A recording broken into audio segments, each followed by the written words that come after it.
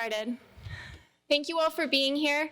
My name's Kate Deluski. I'm with the Animal Welfare Institute, and on behalf of all the groups that have sponsored this event, I want to welcome you to a briefing on the Paw and Fin Conservation Act. We are thrilled to have Senator Udall here. He is one of the sponsors of this bill, along with Congressman Grijalva, who sends his apologies. He couldn't be here because they are voting on a continuing resolution over in the House, but he does wish he could be here. Just to give you a quick run of show before we get started, we're going to hear from Senator Udall about his bill, the Paw and Fin Conservation Act. We're going to watch a quick 20-minute film excerpted from the documentary Racing Extinction, and then we're going to hear quick remarks from each of our fantastic panelists. After that, we'll open it up to question and answer from the audience. So without any further ado, I want to introduce the senator.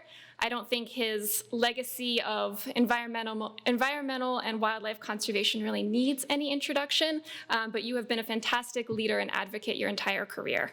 So thank you for being here, and thank you for introducing this legislation.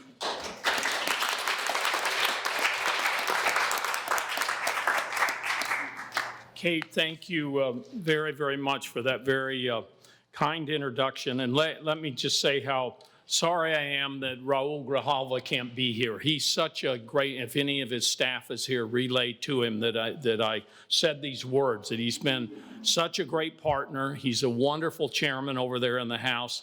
And the really unfortunate thing we see is that he's passing a lot of bills, and some of them go into the graveyard over here, at least the overwhelming majority. And so we're working hard to get them out of that. But thank him very much. And Kate, thank you and the Animal Welfare Institute and all the groups that are a part of this today.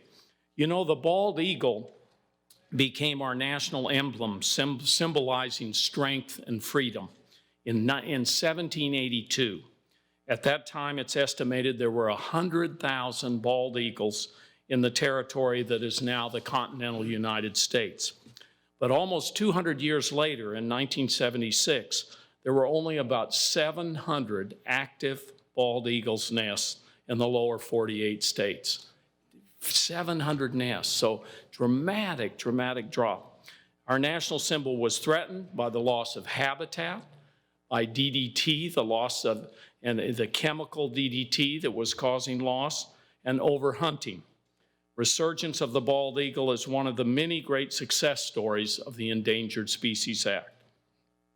Listed as endangered in 1976, the eagle was brought back from the brink by the hard work of scientists from the U.S. Fish and Wildlife Service.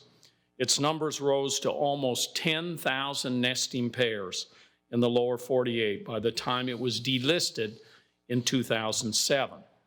The Endangered Species Act is a bedrock conservation law that has done more to protect animal and plant species in our nation than any other law on the books. It helps save not only the bald eagle, but the grizzly bear, the peregrine falcon, humpback whale, Florida manatee, to name a few of the iconic species that have made remarkable comebacks under the Endangered Species Act. The ESA was passed in 1973 with overwhelming bipartisan support. It's a groundbreaking act that's proved a model for the world. It's very interesting to see countries around the world adopting this model. And today, the ESA continues to enjoy broad support of the American people. It does not, however, enjoy support from the Trump administration. Quite the opposite. The Trump administration's new ESA rules undermine principles and protections that have been fundamental to the ESA's success for more than 45 years. The new rules now allow the Department of Interior to calculate the costs to industry to protect a species.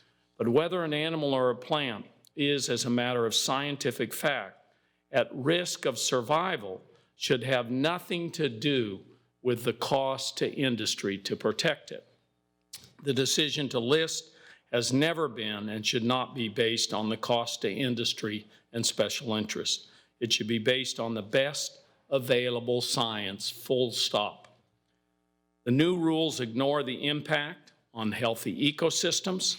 The new rules let the Interior Department ignore climate change in its listing decisions, And in the new rules, science takes a back seat to the special interest. Climate change, as all of you know, I think many of this very sophisticated audience here know that climate change is one of the biggest drivers of the current sixth mass extinction. It's one of the main reasons the United Nations warns that 1 million species are threatened with extinction worldwide. Yet the Trump administration once again puts its head in the sand when it comes to the very real and disastrous impacts of climate change. The new Trump administration rules will make it even harder for species at risk to become listed. And they take away protections for threatened species, making it more likely that threatened plants and animals will actually become endangered. The Trump rules raise the bar for designating unoccupied critical habitat and gives the administration more leeway not to designate critical habitat. At a time when destruction of habitat is the single biggest driver of species extinction, we must find ways to aggressively protect habitat. Healthy habitat means healthy, vibrant species, which then means healthy ecosystems. Just last month, I introduced a major Senate resolution to set a national goal of conserving at least 30% of the land and 30% of the ocean within the territory of the United States by 2030. That's the direction we must commit to. We must also establish wildlife corridors to prevent habitat fragmentation. It's one of the most effective tools we have to promote species survival. This spring, I introduced the Wildlife Corridors Conservation Act to establish corridors on federal lands and to encourage states, tribes, and private landowners to work together to do the same. The fact is the Trump administration's assault on biodiversity comes at the worst possible time in human history. The threats to wildlife and habitat have never been greater since we walked the planet. Here in the United States, we are looking at 1 in 5 animal and plant species at risk of extinction. That's almost 1,300 species. These new rules threaten the North American wolverine, the monarch butterfly, the bumblebee, and many more. In Congress, Representative Grijalva and I have introduced the Paw and Fin Conservation Act. And I said earlier how much Representative Grijalva has been a leader, and I know he's going to be working on doing everything he can to move things along. This bill stops, this Paw and Fin Conservation Act, stops the Trump administration's wrecking ball to the ESA. The bill stops devastating rollbacks in their tracks. The legislation makes it crystal clear that economics play no role and no part in the decision to list a species. It makes sure these decisions are based on the best science and doesn't hamstring scientists from taking the impacts of climate change into account. The bill restores protections to threatened species and doesn't tie scientists' hands in designating critical habitat. Our Paw and Fin Conservation Act brings the ESA back from the brink of extinction to the strong conservation law that helped save our national symbol and so many other species.